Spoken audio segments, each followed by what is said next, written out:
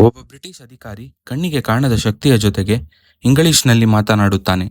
ಒಣಗಿ ಹೋದ ಮರದ ತೊಂಡೆಯೊಂದು ಮಂತ್ರಾಕ್ಷತೆ ಬಿದ್ದ ತಕ್ಷಣ ಚಿಗುರೊಡೆಯುತ್ತದೆ. ಇದೆಲ್ಲ ಸಿನಿಮಾದ ಕಥೆಯಲ್ಲ, ಕೇವಲ ಮನುಷ್ಯನಾಗಿ ಹುಟ್ಟಿ ಇವತ್ತು ಕೋಟ್ಯಾಂತರ ಜನರ ಪಾಲಿಗೆ ಸಾಕ್ಷಾತ್ ದೇವರಾಗಿ ನಿಂತಿರುವ ಮಂತ್ರಾಲಯದ ಮಹಾಪ್ರಭು ರಾಘವೇಂದ್ರ ಸ್ವಾಮಿಗಳ ದಿವ್ಯ ಇತಿಹಾಸ.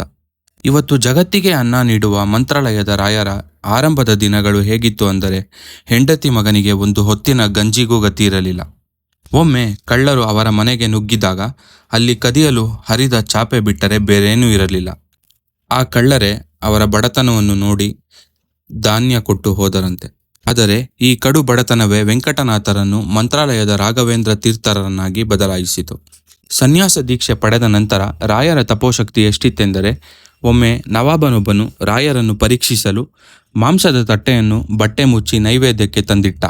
ರಾಯರು ಅದರ ಮೇಲೆ ತೀರ್ಥ ಪ್ರೋಕ್ಷಣೆ ಮಾಡಿದಾಗ ಆ ಮಾಂಸದ ತುಂಡುಗಳು ಸುಂದರವಾದ ಹೂವು ಮತ್ತು ಹಣ್ಣುಗಳಾಗಿ ಬದಲಾದವು.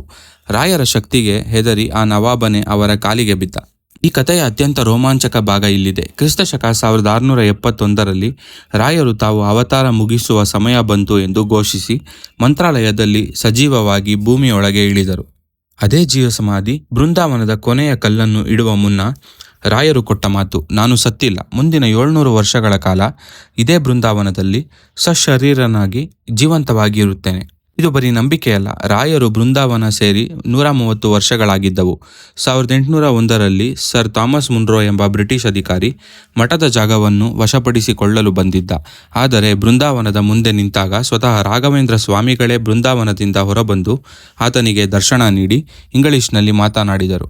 ಇಡೀ ಬ್ರಿಟಿಷರ ಸೈನ್ಯವೇ ಇದನ್ನು ನೋಡಿ ಬೆಚ್ಚಿ ಬಿದ್ದಿತ್ತು.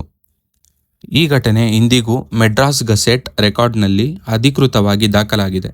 ಇಂದಿಗೂ ಒಂದು ನಂಬಿಕೆ ಇದೆ. ಮಂತ್ರಾಲಯದಲ್ಲಿ ರಾತ್ರಿ ಎಲ್ಲರೂ ಮಲಗಿದ ಮೇಲೆ ದೇವತೆಗಳು ಬಂದು ರಾಯರಿಗೆ ಪೂಜೆ ಮಾಡುತ್ತಾರೆ. ರಾಯರು ಇವತ್ತಿಗೂ ಅಲ್ಲಿಗೆ ಬರುವ ಪ್ರತಿಯೊಬ್ಬ ಭಕ್ತನ ಕಣ್ಣೀರನ್ನು ಒರೆಸುತ್ತಿದ್ದಾರೆ. ವಿಜ್ಞಾನಕ್ಕೆ ಸಿಗದ ಎಷ್ಟೋ ರಹಸ್ಯಗಳು ಮಂತ್ರಾಲಯದ ಆ ಮಣ್ಣಿನಲ್ಲಿವೆ. ಜಗತ್ತೇ ಕೈಬಿಟ್ಟರೂ ಮಂತ್ರಾಲಯದ ಬೃಂದಾವನದ ಮುಂದೆ ನಿಂತು ಕಣ್ಣೀರಿಟ್ಟರೆ ಸಾಕು, ಅಲ್ಲಿಂದ ಕೇಳಿಬರುವ ರಾಯರ ಅಭಯ ಹಸ್ತದ ಆ ದಿವ್ಯ ನುಡಿ, ಭಯಪಡಬೇಡ, ನಾನಿದ್ದೇನೆ.